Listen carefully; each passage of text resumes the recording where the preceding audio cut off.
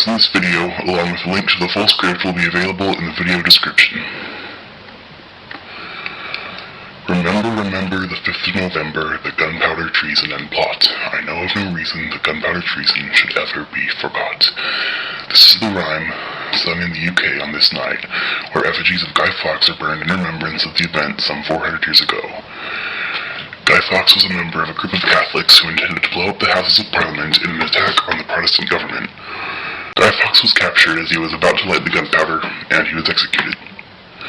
Today, we use this mask, the likeness of Guy Fawkes, to protest our own form of corrupt totalitarianism organization, the Church of Scientology. By now, I'm sure most of you know who we are. We have been called terrorists, we have been called a hate machine, and we have been called activists. We are anonymous, and while some of us are hackers who harass people over the internet for the fun of it, many of us are good people with good intentions. I am one of these people. I'm sure you have heard most of the information in this video, seeing as how it has been spread around the internet like jam on freshly toasted bread. For those who have not heard about the crimes of the church, I am here to inform you. People just like you and me are lured into the church with free personality tests.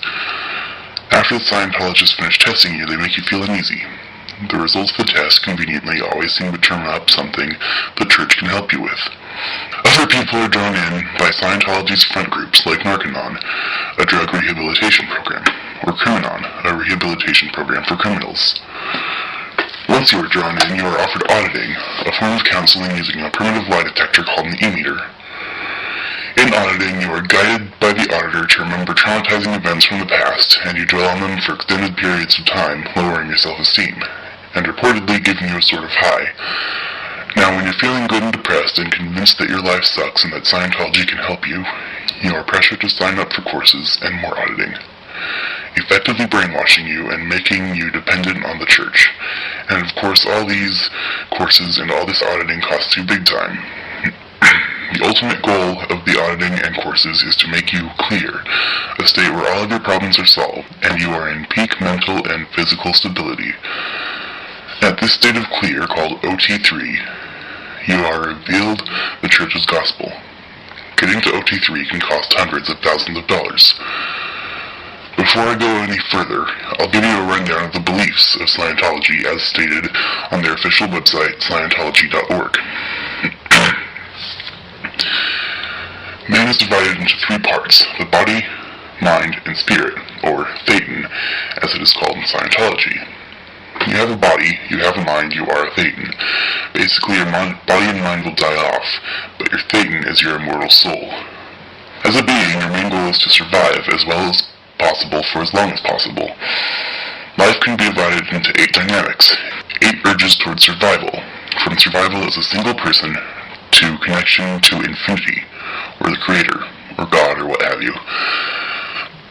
The tone scale, which is the gamut of emotions, and how to handle them in communication with others. The ARC triangle, which helps to further understanding with others. And auditing, a form of regression therapy that supposedly helps you come to terms with past stressful experiences. These experiences are stored in the subconscious or reactive mind, which is eliminated when you reach the level of clear. This is, in a nutshell, the information given on the official website. It has nothing to say about aliens, but once you reach clear, after paying hundreds of thousands of dollars for auditing courses that brainwash you, you are told the story behind all of humanity's problems. If you haven't seen the episode of South Park, I'll show you the clip. And yes, it is what Scientologists actually believe. Back then, there was a galactic federation of planets, which was ruled over by the evil Lord Xenu. Xenu thought his galaxy was overpopulated, and so he rounded up countless aliens from all different planets, and then had those aliens frozen.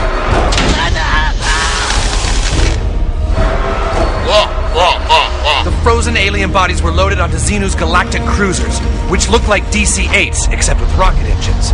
The cruisers then took the frozen alien bodies to our planet, Earth, and dumped them into the volcanoes of Hawaii. The aliens were no longer frozen, they were dead. The souls of those aliens, however, lived on, and all floated up towards the sky.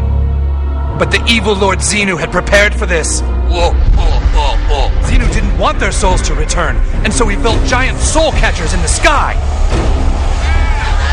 The souls were taken to a huge soul brainwashing facility, which Xenu had also built on Earth.